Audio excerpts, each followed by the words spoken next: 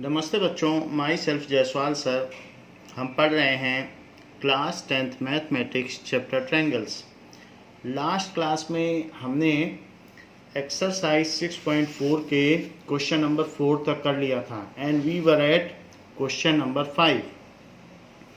The question is given like that ABC is a triangle in which DEF are the midpoints of sides and you have to find the ratio of DEF and ABC. Now solution, इसी तरीके का एक question जिसमें mid points को मिलाया गया था class 9th में भी था और उसमें ये बात कही गई थी कि अगर मिड पॉइंट्स को मिला दिया जाए तो सारे ट्रायंगल्स कॉन्ग्रुएंट होते हैं। तो उसी चीज़ को हम फिर से करने जा रहे हैं मिड पॉइंट थ्योरम से। So in triangle ABC, D and F are midpoints. D and F are midpoints of side AB and AC. So using midpoint theorem, using midpoint theorem या MPT,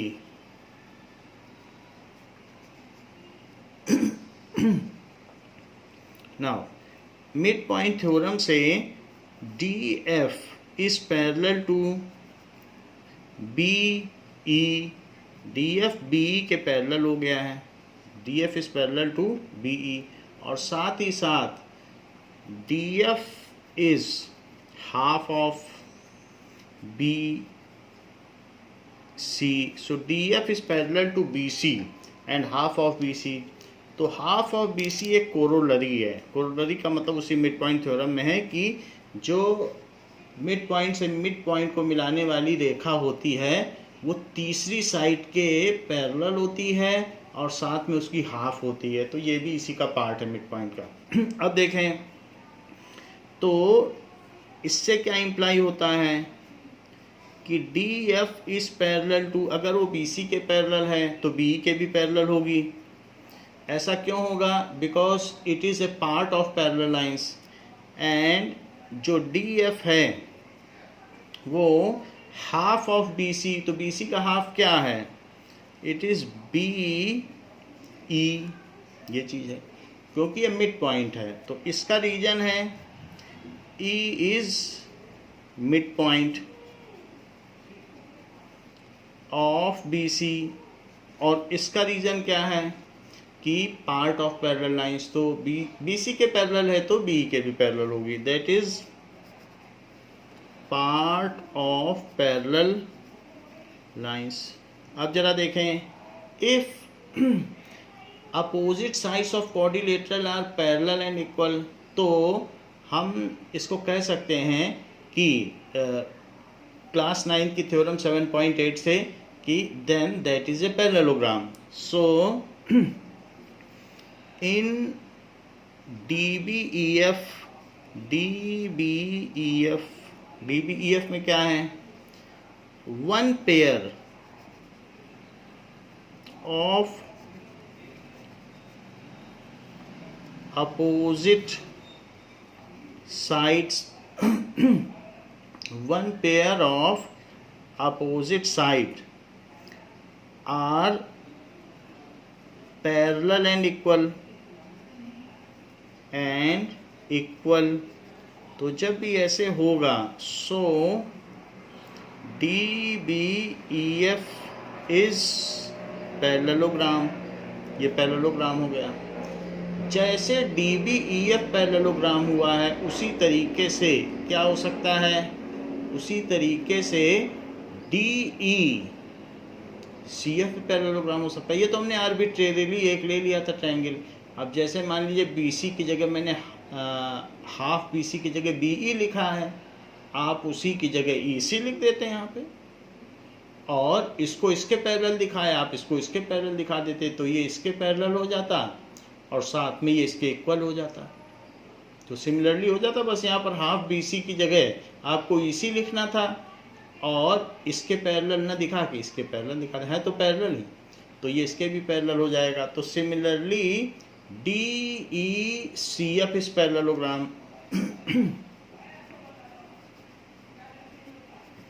अच्छा, D E C F and एक और बात है, ऐसे ही ये इसका mid point है तो इसके बेस को लो, तो ये बड़ी आसानी से प्रूव किया जा सकता है कि ये इसके पैरेलल है।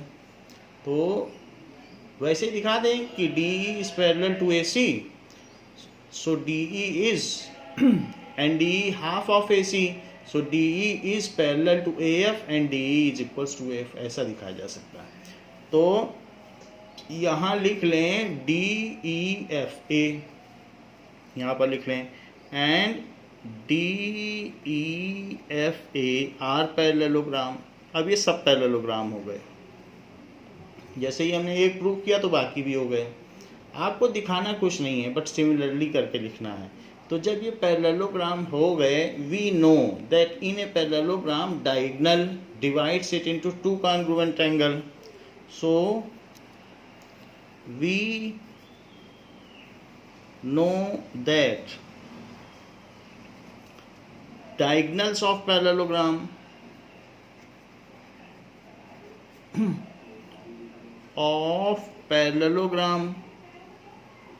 divides it into two congruent triangles। तो इसलिए divides it into two congruent triangle।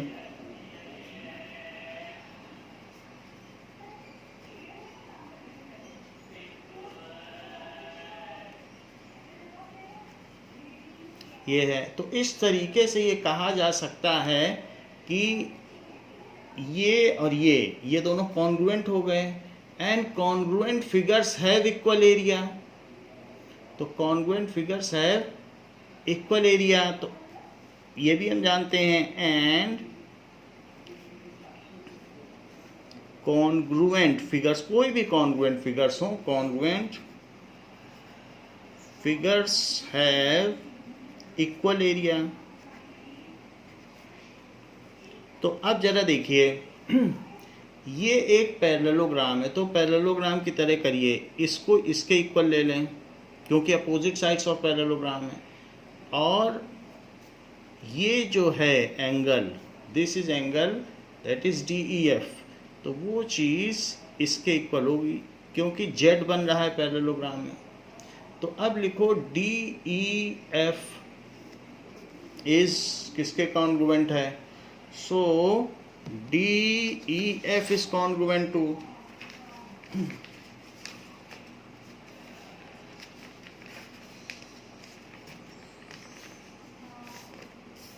ये देखें कि नाउ डी ई एफ उसी ऑर्डर मिले, triangle D E F is congruent to triangle, क्योंकि डायगोनल है तो कॉन्ग्रुएंट करेगा। लेकिन यहाँ देखो डी से लिया है, जहाँ no angle, double angle, single angle, तो यहाँ भी ऐसे ही लेना। तो no angle, double angle, single angle, that is E D B, triangle E D B, ये चीज़ हो गई, कॉन्ग्रुएंट हो गया। और इससे इम्प्लाई क्या होता है? Area D E F is equals to area E D B. Further अब इस पैरेललोग्राम में लें, that is D E C F. तो जैसे यहाँ पर आप देखें ये जेड बन रहा है, ऐसे जेड बन रहा है ये, तो ये जो डबल एंगल है इसका डबल एंगल ये हुआ। ऐसा क्यों मैं कह रहा हूँ? क्योंकि ये पैरेलल लाइंस हैं, ये पैरेलल लाइंस है, तो ये एंगल इसके इक्वल हो गया। और ये जो सिंगल एंगल, ये भी एक जेड बन रहा है, तो ये सिंगल एंगल क्या हो गया। तो अब जब यहाँ पे लिखोगे डी ई एफ, तो उसमें क्या करोगे? इन parallelogram D E C F में भी वही चीज़ लगाओ, triangle D E F is congruent to triangle, यहाँ लिया आपने डी ई एफ, तो no angle, double angle, single angle, यहाँ भी ऐसे ही चलो, no angle, double angle, single angle, तो सी एफ ई और congruent figures are having same area, so area DEF is equals to area CFE। तो ये भी हो गया। अब देखो इस पैरेललोग्राम में लो DEFA, सो इन पैरेललोग्राम DEFA जो ये डबल एंगल है, चूंकि एक पैरेललोग्राम है तो इसका अपोजिट साइड इक्वल होगा, और जो ये सिंगल एंगल है तो ये Z बन रहा है तो ये इसके इक्वल होगा। तो इसलिए यहाँ पर ट्रायंगल DEF, हर एक में DEF ही लेना, सो ट्रायंगल DEF जिससे एक सिमिलरिटी पैटर्न आ जाए, सब में DEF ही लिख रहा हूँ। तो इसमें DEF no angle, double angle, single angle ऐसे यहाँ लो, तो FAD no angle, double angle, single angle, तो FAD। तो इस तरीके से इनका भी एरिया सेम होगा, क्योंकि congruent figures have equal area. तो इस तरीके से अगर देखा जाए तो फर्स्ट, सेकंड और थर्ड से सभी का एरिया इक्वल हो गया। मैंने DEF को जो पेरिफेरी में तीनों ट्रायंगल्स थे उनके एरिया के इक्वल कर दिया। So by equation 1, 2 and 3, by equation 1, 2 and 3 क्या हो गया, सबका एरिया इक्वल हो गया। Area DEF is equals to area CFE, यहाँ से लो, area DEF is equals to area CFE is equals to, फिर वही एरिया DEF एक ये भी दिया है, एरिया EDB, और वही DF यहाँ से लो तो एरिया FAD, सबका एरिया इक्वल है। ये चीज़ हो गई। हमें तो चाहिए इसका एरिया, तो लिखिए area, now area DEF upon area ABC is equals to, ऊपर तो लिख लीजिए एरिया DEF और नीचे लिखिए ABC किसका है, चारों का सम ही तो होगा। तो यहाँ पर जो है इन सब का सम कर दो तो ABC का एरिया आ जाएगा। तो सबका सम लिखिए, इन चारों का सम, वही ABC है।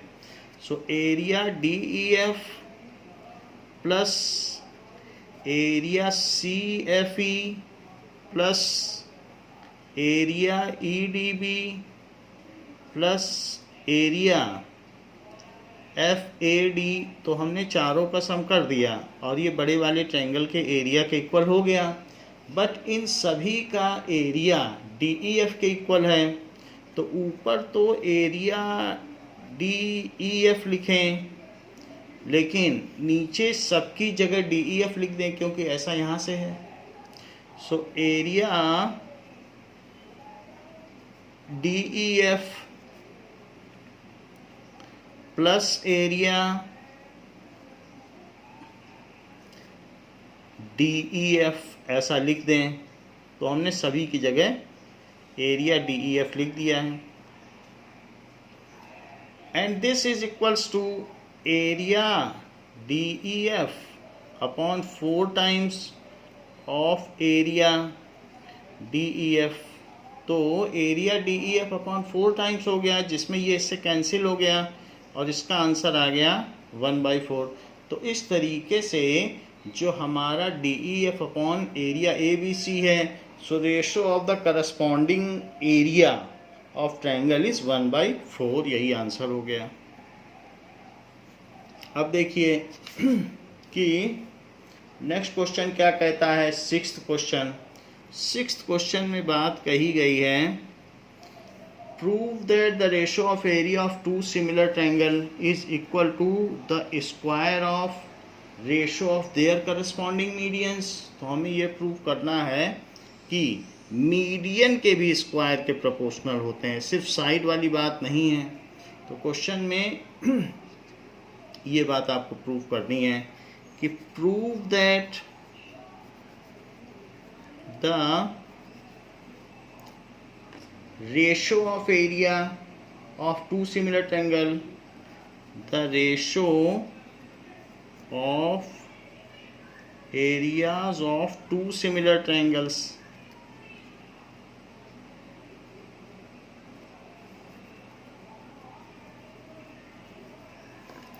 is equal to the square of ratio of their corresponding median is equal to square of ratio of their corresponding medians.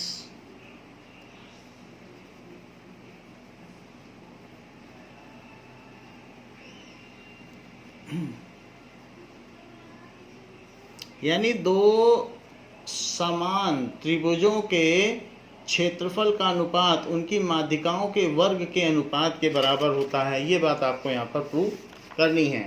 सो इस चीज को देखते हैं कि हमको क्या क्या दिया है गिवन में। आप ऐसा कर लें कि दो ट्रायंगल ले लें, एक ट्रायंगल एंड दूसरा ट्रायंगल, और ये दोनों सिमिलर हैं, दिखने में सिमिलर भी लगने चाहिए। तो A B C D E F ऐसा ले लें। सो डी ई एफ, तो ये गिवन है triangle A B C similar. जैसे ए बी सी लिया वैसे डी ई एफ, डी ठीक लिया था तो डी यहीं ले लो, डी ई एफ उसी ऑर्डर में ले लें, D E F, A B C तो डी ई एफ। और आपको प्रूफ क्या करना है, अगर इनकी मीडियन बी एम और ई एन हो, यानी ये चीज़ इसके इक्वल हो और ये चीज़ इसके इक्वल हो, तो हम आसानी से यहाँ देख सकते हैं कि जैसे मीडियन दिया हुआ है तो B M and E N are median.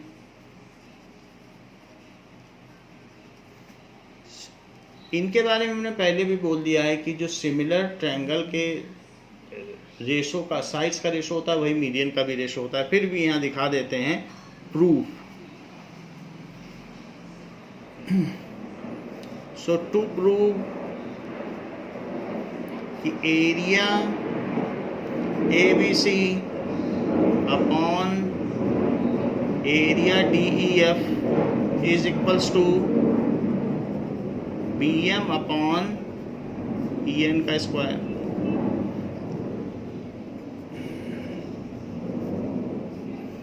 ये ट्रायंगल सिमिलर है तो इसमें इन दोनों में एंगल ए, तो इन triangle A B C and triangle D E F, angle A is equals to angle D. ये करस्पॉन्डिंग एंगल्स हुए, करस्पॉन्डिंग एंगल्स। तो ये जो भी है करस्पॉन्डिंग एंगल्स किसके हुए, ऑफ सिमिलर ट्रायंगल्स।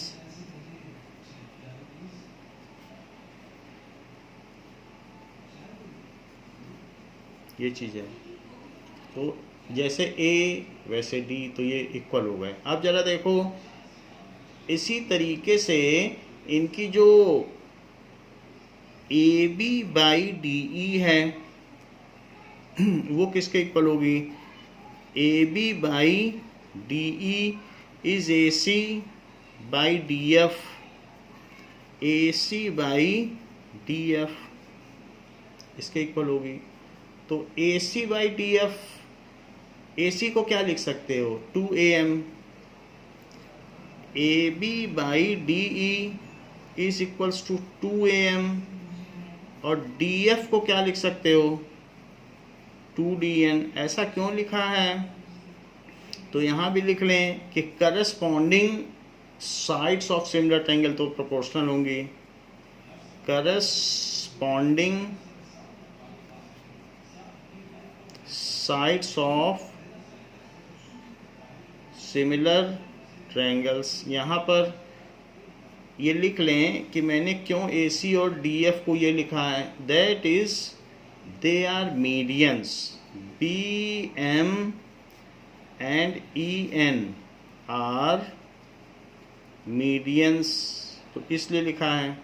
अब जरा देखें, so AB by DE is equals to AM by DN, ये है। तो एक तो हमारे पास एंगल सेम हो गया और एक अगल बगल वाली साइड सेम हो गई। इन दोनों ट्रायंगल की बात कर रहा हूँ, छोटे वाले, ये दो छोटे ट्रायंगल्स हैं, तो इनमें एक तो एंगल हमने सिमिलर कर दिया है और AB by DE is AM by DM, ये देख लें आप, AB by DE is AM by DN। तो हमने इसको इसके प्रोपोर्शनल, उसको इसके प्रोपोर्शनल कर दिया, बीच का एंगल कर लिया, तो S से S सिमिलरिटी इस पर लागू होती है। तो ये जो भी चीज़ें हैं ऐसा हमने किस ट्रायंगल के लिए लिया है, so in triangle ABM and triangle DEN, ये देख लें, सो ABM और DEN इसमें ले लें by SS similarity criteria,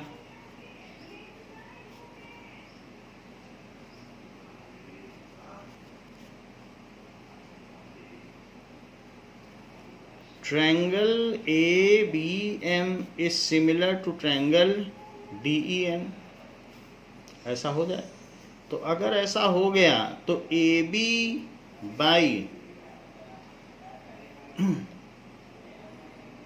DE is equals to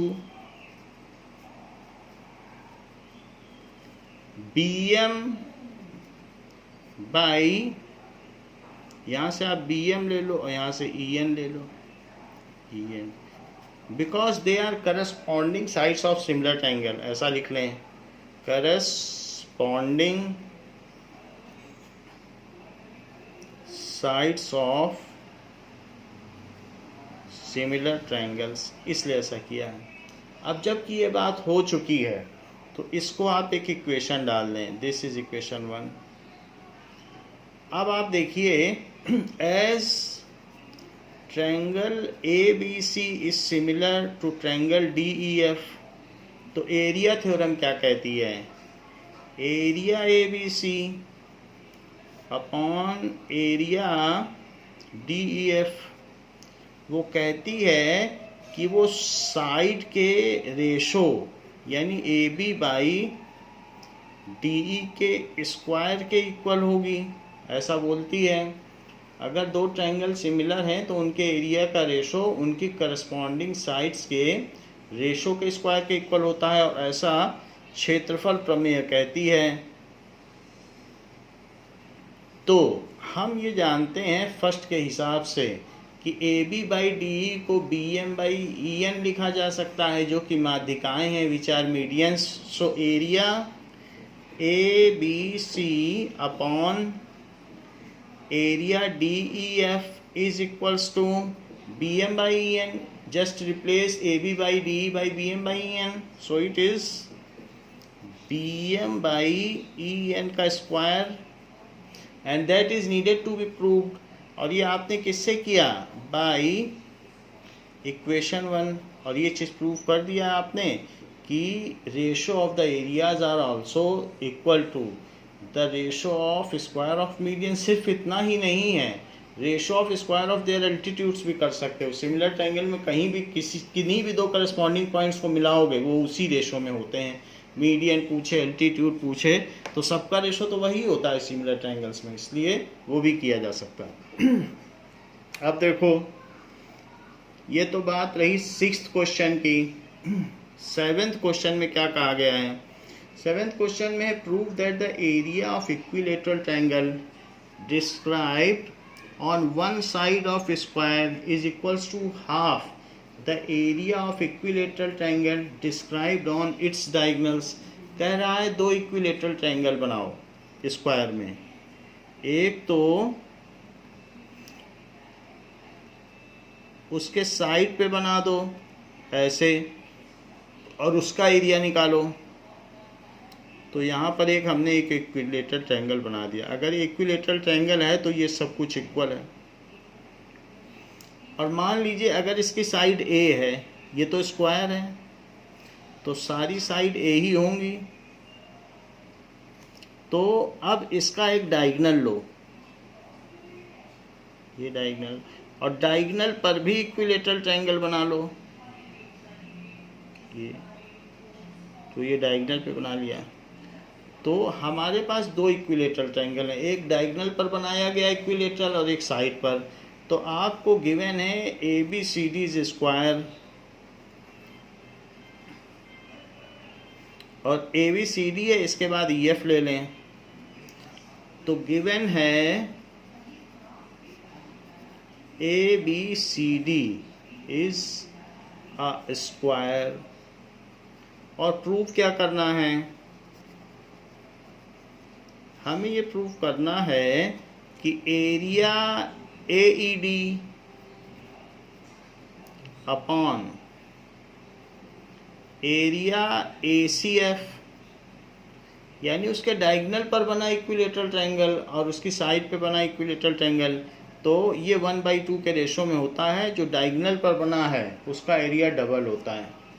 ये बात हमें प्रूव करनी है। या ये भी कहा जा सकता है कि this is equals to half of the area in the diagonal, area of this. Actually यही कह रहा है कि साइड पर बना हुआ ट्रायंगल का एरिया इसका हाफ है, ये प्रूव कर देना। या एक और चीज़ वो कह रहा है कि एरिया, दोनों ही प्रूव करोगे तो एक ही बात निकलेगी, इट इज़ हाफ ऑफ, ये कर दोगे तो अगली लाइन यही हो जाएगी। The area inscribed, that is area made by side of equilateral triangle is half of the area made by the diagonal। तो हम यही प्रूव कर देंगे, फिर ये हो जाएगा। अब देखो कि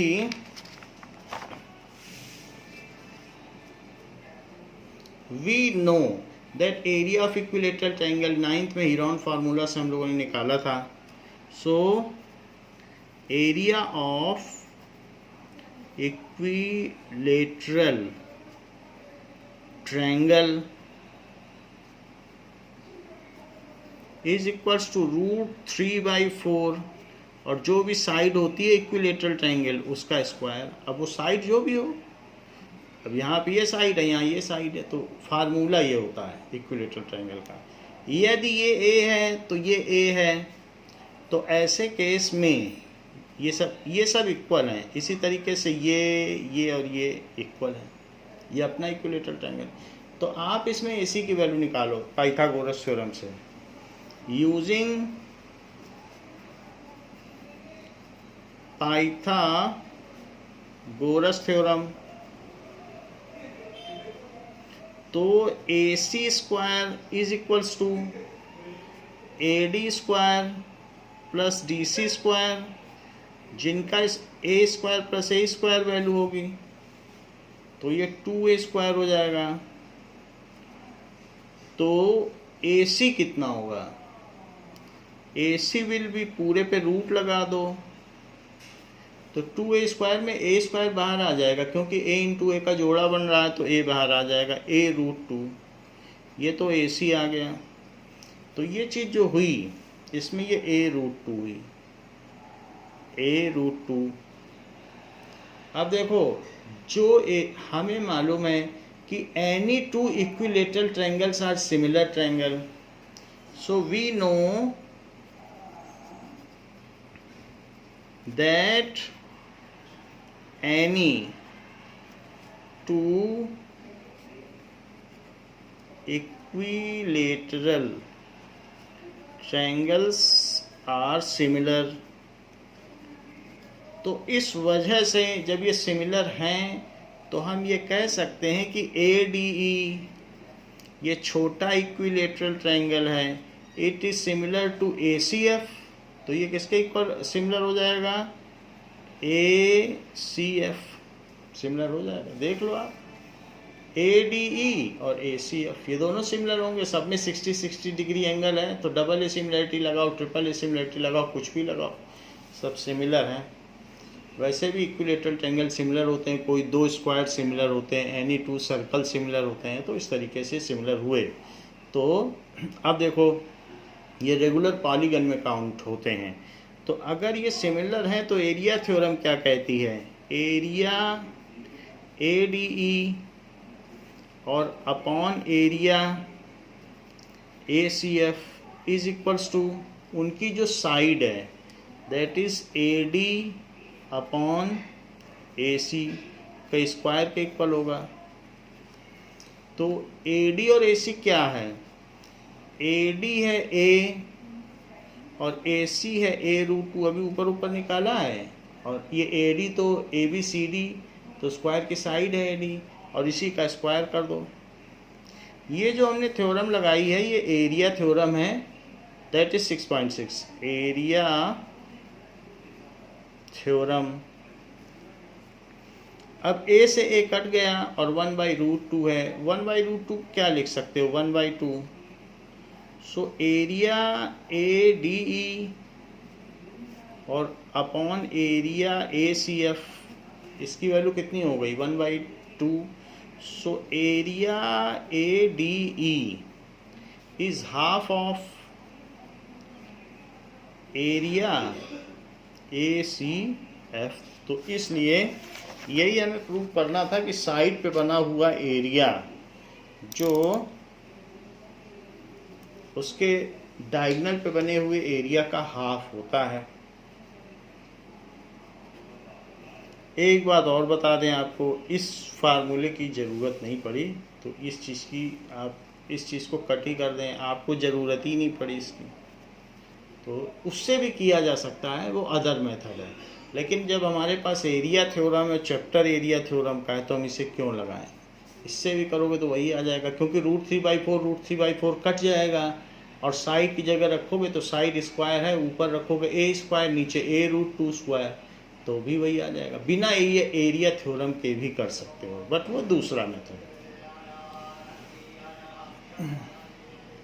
अब देखिए 8th क्वेश्चन में ये MCQ है, इसमें कहा गया है ABC and BDE are two equilateral triangles.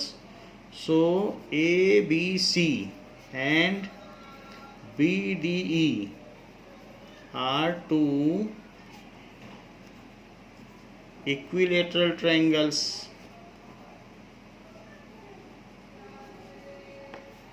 such that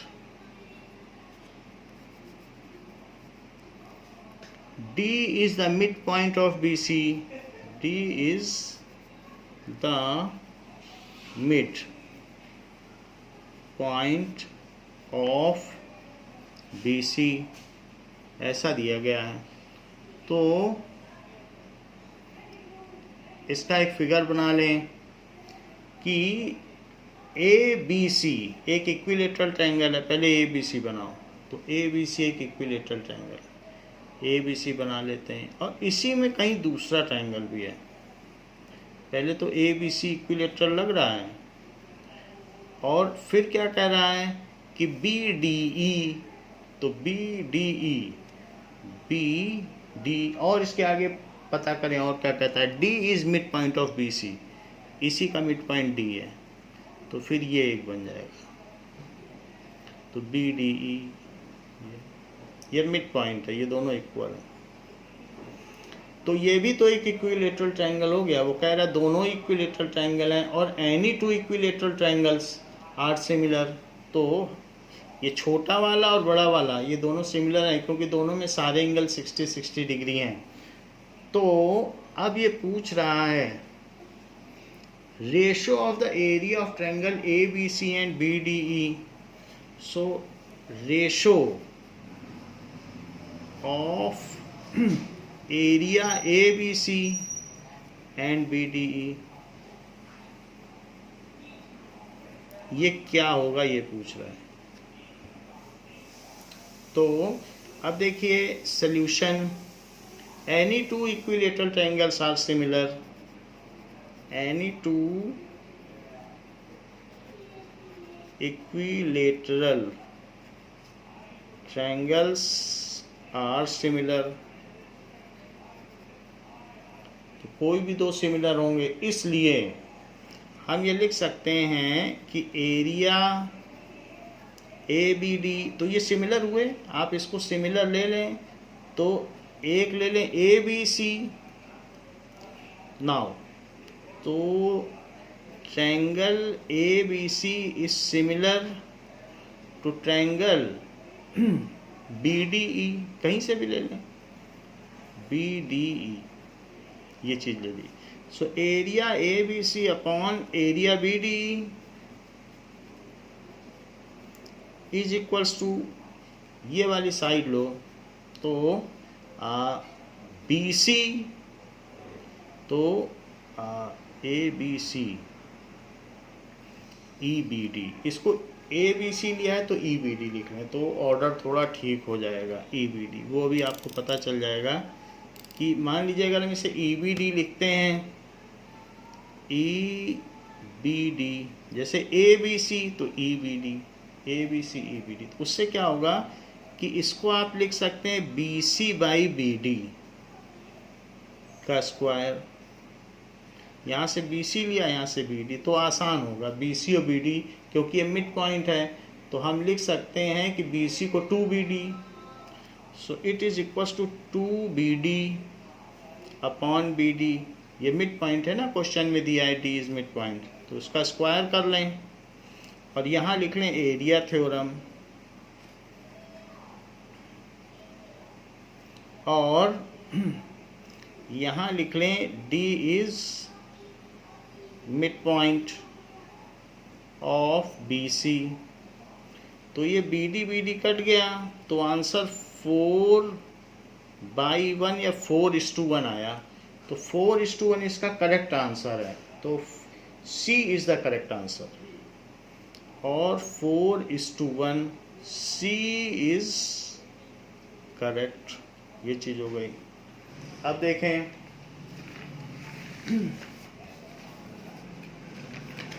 question number 9 में कहा गया है कि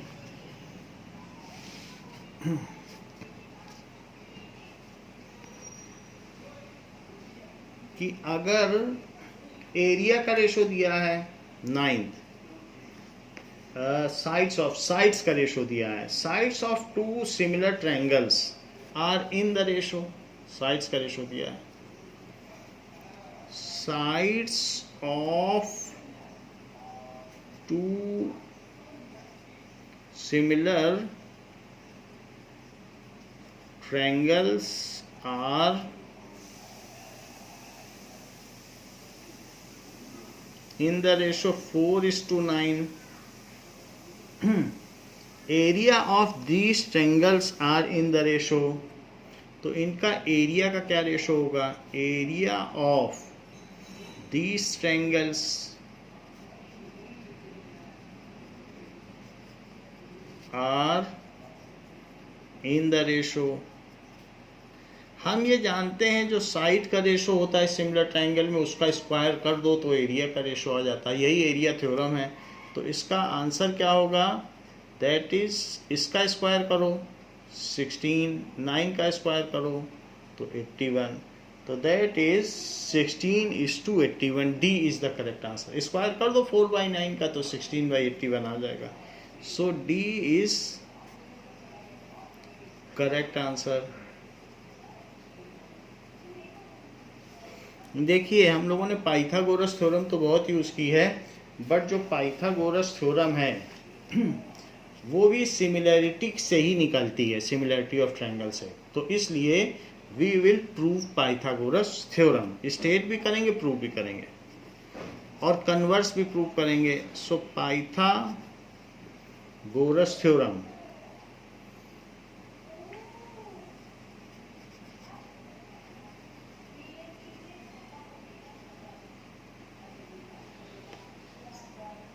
now Pythagoras was a great mathematician of Greece, so ये BC में that is 570 BC के करीब हुए हैं। तो बिफोर क्राइस्ट। अब हम इनकी थ्योरम स्टेट करेंगे। देखिए कुछ चीज़ें तो आप देख लें पाइथागोरस थ्योरम को स्टेट करने से पहले कि अगर एक राइट ट्रायंगल है, ये राइट ट्रायंगल है जिसमें राइट एंगल्ड ये बी पे है, तो अगर A B C right triangle में राइट एंगल से एक अल्टीट्यूड गिराया जाए, ऐसे कर लो, तो आप इसमें देखेंगे सबसे बड़ा वाला ट्रायंगल इसके भी सिमिलर होगा और इसके भी सिमिलर होगा। तो ये चीज़ तीनों ट्रायंगल सिमिलर होंगे। मेरा कहने का मतलब है अगर आप इसे कुछ एंगल ले लें तो इस एंगल को अगर आपने x ले लिया तो ये तो 90 है, इधर वाला तो 90 हो गया ना, क्योंकि आपने परपेंडिकुलर ड्रॉप किया है। तो ये x है तो ये कितना होगा, तो अगर 90 डिग्री है तो इन दोनों को भी मिलके 90 होना होगा, क्योंकि इस ट्रायंगल में 180 डिग्री एंगल सम प्रॉपर्टी होती है। तो 90 तो इसी ने ले लिया, तो ये अगर x है तो ये जो बच गया तो ये कितना हो गया, ये हो गया 90 डिग्री माइनस x हो गया, क्योंकि जब ये x है तो ये कितना हुआ, ये हुआ 90 डिग्री माइनस x। तो इसको लिख लिया आपने 90 डिग्री माइनस x। अच्छा इस ट्रायंगल में देखो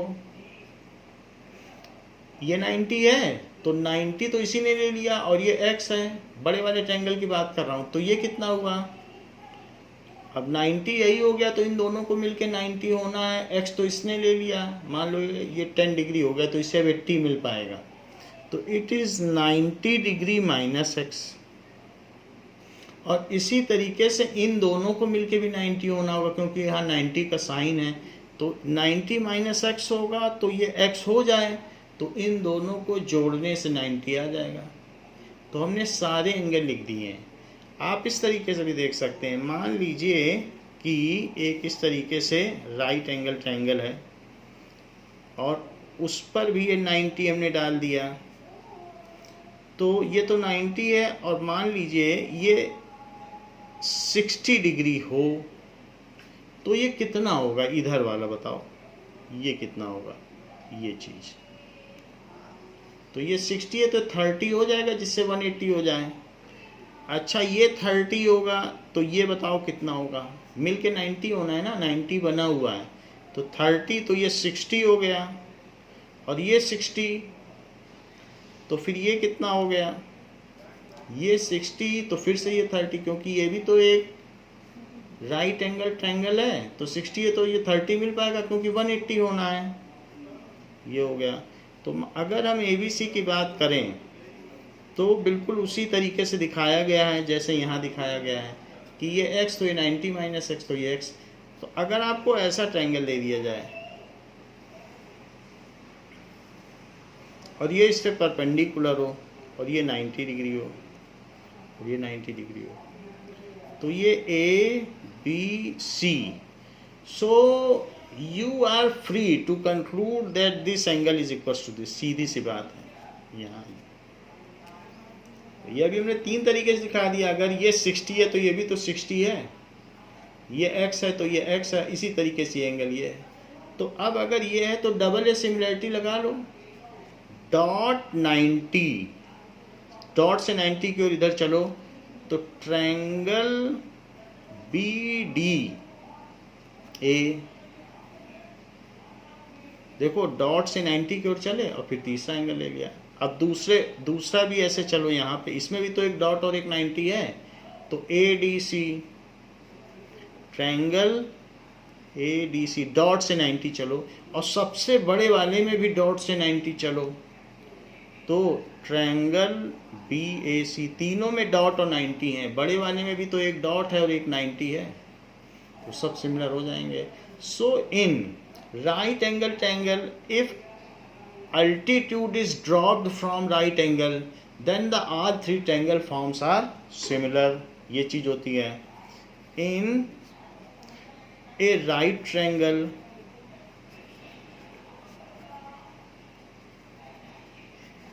if altitude is dropped from right angle, then all three triangles formed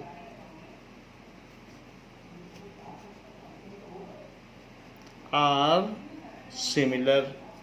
इसी चीज का पाइथागोरस ने यूज किया, ये जो हमने बताया, और जिसका यूज करते हुए उन्होंने पाइथागोरस थ्योरम बना दी। उनको ये बात पता चल गई थी कि तीनों चीजें सिमिलर होंगी, फिर उनका नाम हो गया। So let us state Pythagoras theorem. अच्छा, ये जो चीज मैंने कही है इसको एक थ्योरम में भी कहा गया है, वो उसका प्रूफ आप यहाँ से दे सकते हैं। ऐसे ऐसे कर ये लिख लोगे तो प्रूफ हो जाएगा, x90 minus x, x90 minus x. लेकिन करने की जरूरत नहीं है, हमने आपको समझा दिया। सो पहले तो इसी चीज को फिर से लिखो प्रिसाइजली। ये तो सिंपलिस्टिक मैनर में था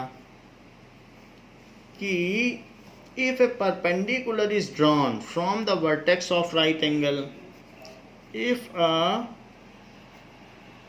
perpendicular is drawn from vertex of right angle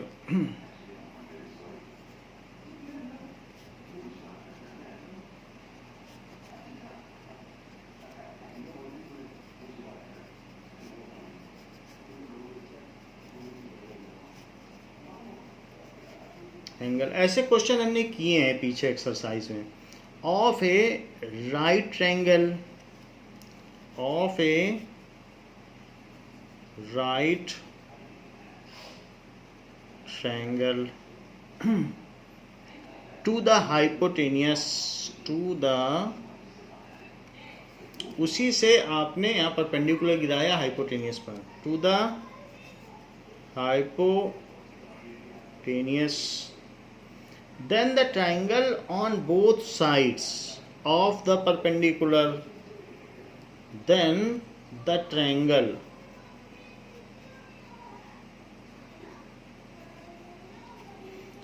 on both sides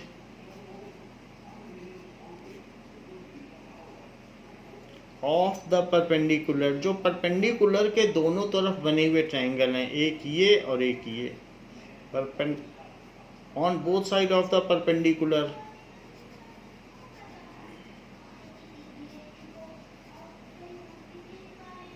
are similar to the whole triangle and to each other, are similar to the whole triangle and to each other। ये चीज हमने आपको दिखा दी कि dot 90 और तीसरे angle, dot 90 और तीसरा एंगल, डॉट 90 और तीसरा एंगल, तीनों दिखा दिए। डबल सिमिलरिटी लगी है, to the whole triangle and to each other.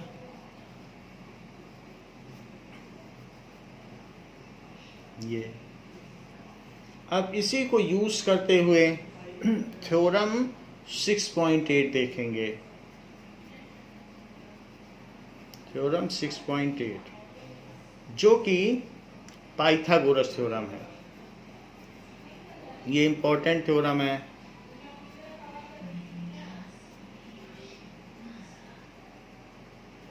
ये so in a right triangle, in a right triangle, the square of the hypotenuse, the square of the hypotenuse is equal to the sum of the square of the other two sides, sum of the square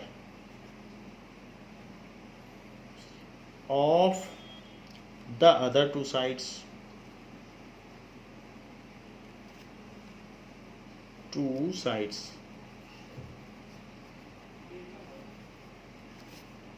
ये है। Now इस तरीके से एक आपको triangle दिया गया है जो राइट एंगल ट्रायंगल है और ये 90 डिग्री है, तो that is A B C. और गिवन क्या है, triangle A B C and angle B is 90 degree, इतना गिवन है। टू प्रूव क्या करना है कि हाइपोटेनियस का स्क्वायर जो 90 के सामने है वो हाइपोटेनियस है, so A B that is A C square is equals to,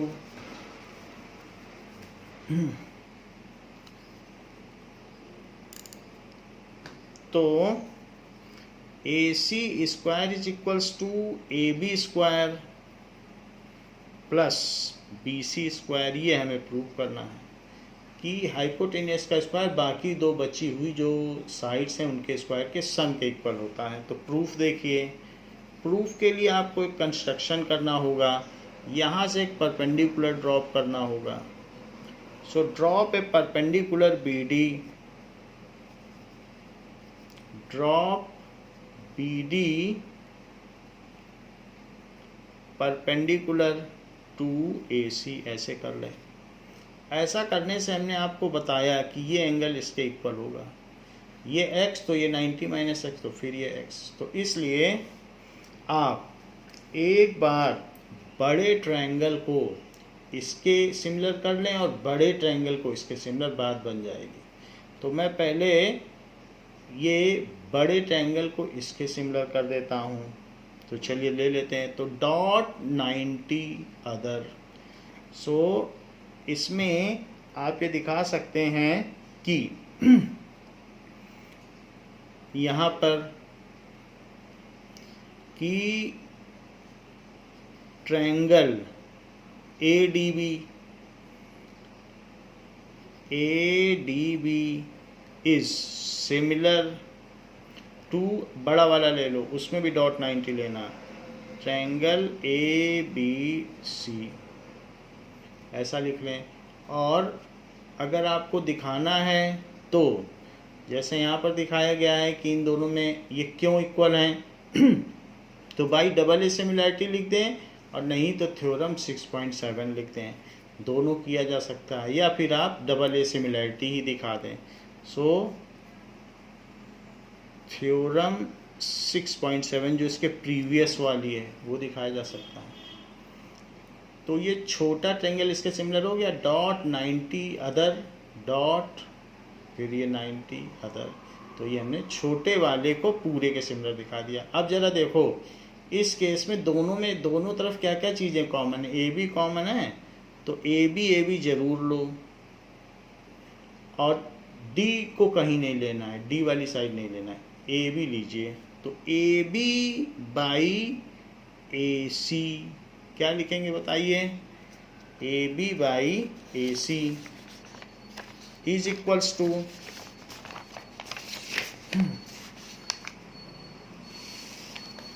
यहाँ से तो जो ऑर्डर है उसके हिसाब से आप ले लें। Now A B by A B लिया तो इसमें भी ए सी लो, अब फिर से आपको ए बी लेना है, पहले दो तो इसके भी पहले दो लो, तो फिर आपको यहाँ पर ए डी लेना पड़ेगा। तो ए बी लिया तो ए डी लेना पड़ेगा, A D by A B, ये चीज़ है।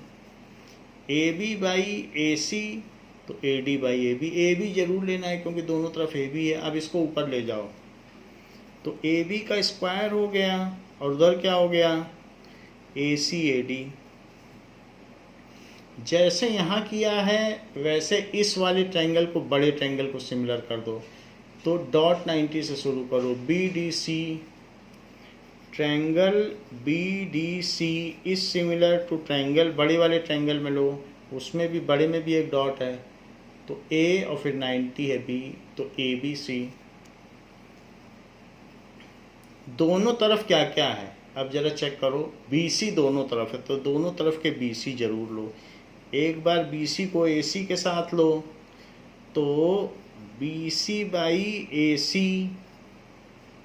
और एक बार ये BC वाला ये ले लो DC बाई BC। ये क्यों सिमिलर हुआ? ये थ्योरम 6.7 से सिमिलर हुआ, नहीं तो स्टेटमेंट लिख दीजिए कि किसी राइट एंगल ट्रायंगल में अगर परपेंडिकुलर राइट एंगल से परपेंडिकुलर ड्रॉप किया जाए तो all three triangles are similar. ये लिख देने से भी बात पूरी हो जाएगी, आपको प्रूव नहीं करना है। तो BC का स्क्वायर कर लो, ये चीज़ ऊपर ले जाओ, is equals to AC DC। ये फर्स्ट इक्वेशन है, ये सेकंड इक्वेशन है, ये इम्पोर्टेंट थ्योरम है, बस इन दोनों को जोड़ लो आंसर आ जाएगा। तो ऐड 1 and 2, तो लेफ्ट को लेफ्ट में जोड़ो तो AB square plus BC square, और इन दोनों का जो राइट है वो जोड़ो, that is ACAD plus ACDC। यदि AC कॉमन ले लिया जाए तो AD प्लस DC हो जाएगा, और अगर यहाँ पर AC plus AD plus DC क्या होगा? AD प्लस DC आप देख लें, वैसे दिखने से ही पता चल रहा है AC होगा, तो AD प्लस DC AC, तो इसलिए AB square plus BC square is equals to AC square. यही प्रूव करना था, हैंस प्रूव। सो ये पाइथागोरस थ्योरम प्रूव हो गई। ये इम्पोर्टेंट थ्योरम है, इसका स्टेटमेंट भी इम्पोर्टेंट है और थ्योरम भी इम्पोर्टेंट है। इसी तरीके से कन्वर्स ऑफ पाइथागोरस थ्योरम देख लें, वो क्या है। नाउ इसी के बेसिस पर आपकी अगली एक्सरसाइज चलेगी पाइथागोरस पे। So theorem 6.9,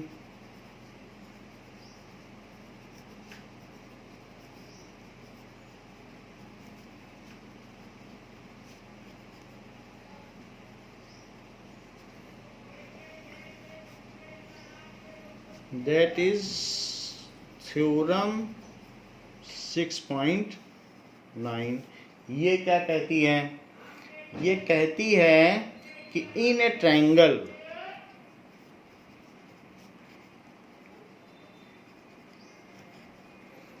if square of one side is equals to, if square of one side is equal to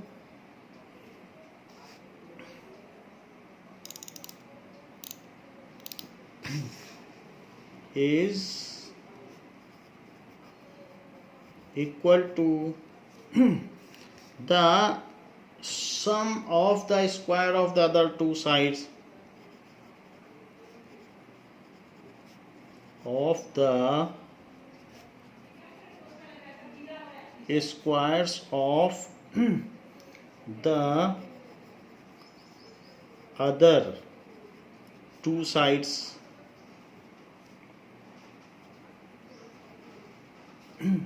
then the angle opposite to first side is a right angle, then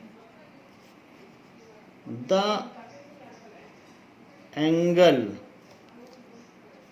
opposite to first side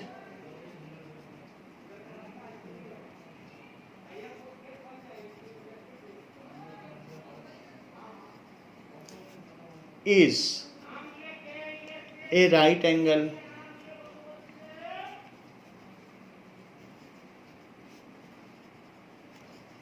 ये कहा गया है, बोल रहा है कि अगर ये हो तो हाइपोटेनियस के सामने वाली साइड राइट एंगल होगी। उल्टा बात बोल रहा है कि अगर square of one side is equals to sum of square of other two sides, square of one side बाकी दो के वर्गों के योग के बराबर हो, तो जो बड़ी साइड है उसके सामने का एंगल 90 डिग्री होगा। Then the angle opposite to first side, यही है फर्स्ट साइड, इस इसके अपोजिट का जो AC के अपोजिट का एंगल होगा वो 90 होगा। ये पाइथागोरस प्रमेय का व्युत्क्रम है। जरा देखें कि गिवन क्या है और प्रूफ क्या करना है।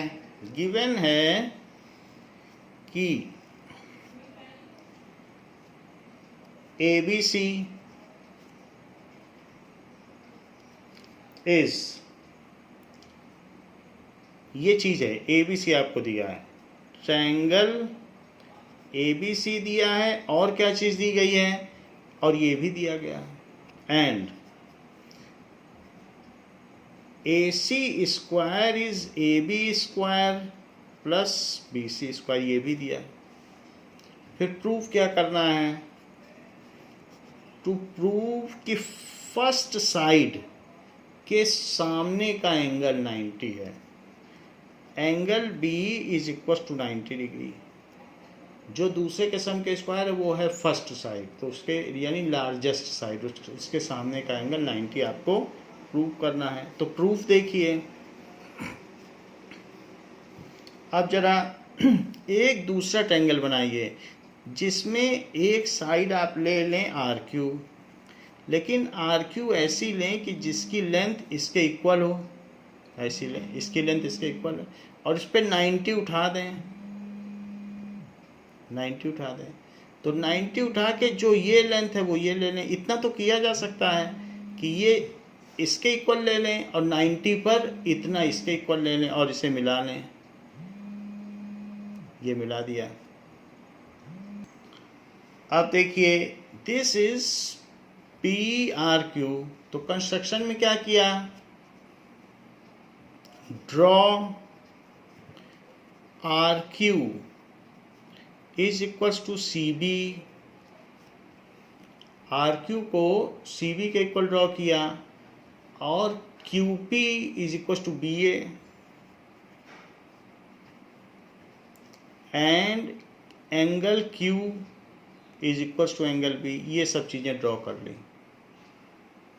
इसके बाद जब ये ड्रॉ कर लिया है तो इस पर आप पाइथागोरस थ्योरम लगाएं, क्योंकि 90 है तो पाइथागोरस लग सकती है।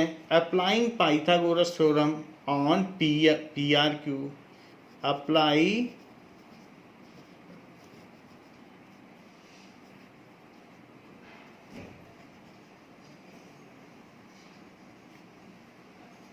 ट्रायंगल PRQ, इस पे लगा लें। तो जब इस पर लगाएंगे तो PR स्क्वायर किसके इक्वल होगा, PR square is equals to RQ square plus PQ square, ये होगा। बट RQ क्या है, CB, तो CB स्क्वायर, PQ क्या है, BA, तो BA स्क्वायर या AB स्क्वायर लिख लें। तो इसलिए जो PR स्क्वायर है वो वास्तव में इसके इक्वल हो गया। तो ये तो पाइथागोरस थ्योरम हमने लगा दी। और ये क्यों लिखा, तो बाई कंस्ट्रक्शन ऐसा हमने लिखा, क्योंकि हमने कंस्ट्रक्शन में ये काम किया था कि किसके किसके इक्वल लिया था, तो ये हो गया। But we know that AC square is AB plus BC square, लेकिन AB square plus BC square के इक्वल क्या है, AC स्क्वायर है। But AC square is equals to AB square plus BC square, ये तो गिवन है। तो right hand side दोनों की इक्वल हो गई, इसमें भी AB स्क्वायर BC स्क्वायर, इसमें भी AB स्क्वायर BC स्क्वायर है। सो comparing both equation, comparing above जो भी इक्वेशंस दी गई हैं, तो हमें इससे क्या पता चलता है कि PR square is AC square. जब राइट हैंड साइड किसी की इक्वल होगी तो लेफ्ट भी इक्वल होगी, या ये भी कह सकते हैं कि PR AC के इक्वल है, तो PR भी AC के इक्वल हो गया। अब ये PR जब AC के इक्वल हो गया तो इस पर ट्रिपल एस कॉन्ग्रुएंसी लगाई जा सकती है, क्योंकि दो साइड तो हम ही ने इक्वल ले ली थी और तीसरी इक्वल आ गई है जो गिवन है और बाई कंस्ट्रक्शन से आ गई है। एक पे पाइथागोरस लगाई और जो गिवन था उन दोनों को कंपेयर कर लिया तो तीसरी साइड इक्वल आ गई। Now by triple S congruency in, किस पे लगाओगे triple S congruency? So by triple S congruency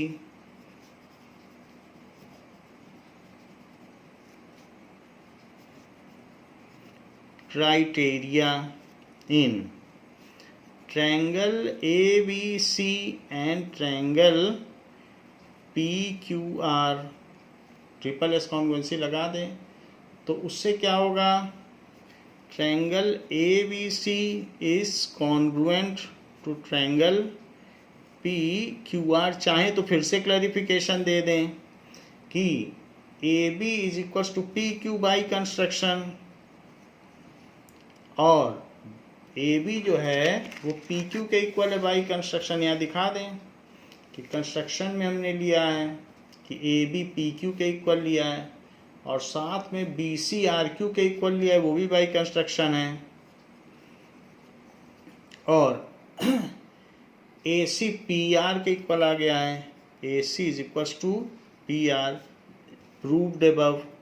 तो ये चीज़ में लिख दें प्रूव्ड अबव और इन दोनों में लिख दें बाई कंस्ट्रक्शन। तो फिर से दिखाना हो तो फिर से दिखा सकते हैं, तो साथ ही साथ हो जाएगा। अब जब ये कॉन्ग्रुएंट हो गया है तो by CPCT angle B is angle Q, so angle B is equals to angle Q, लेकिन एंगल Q तो 90 डिग्री है। So this implies angle B is equals to 90 degree. This implies that the side opposite to first side, angle opposite to first side is 90 degree. तो अगर एक का square बाकी दो के स्क्वायर के सम के इक्वल हो तो पहले के अपोजिट वाली साइड 90 डिग्री होती है। ये कन्वर्स ऑफ पाइथागोरस थ्योरम है, हेंस प्रूव्ड। ये बात यहाँ पर प्रूव हो गई। तो इसमें हम लोगों ने इस क्लास में ये देख लिया कि पाइथागोरस थ्योरम क्या है, कन्वर्स क्या है, और अगर राइट ट्रायंगल है तो राइट एंगल से अगर परपेंडिकुलर ड्रॉ किया जाए तो तीनों एंगल सिमिलर होते हैं। इतनी बात हमने आज की क्लास में देखी। अब पाइथागोरस थ्योरम पर जो क्वेश्चंस हैं और एक्सरसाइज 6.5 है उसको हम नेक्स्ट क्लास में करेंगे। इस क्लास के लिए इतना ही बच्चों, थैंक यू।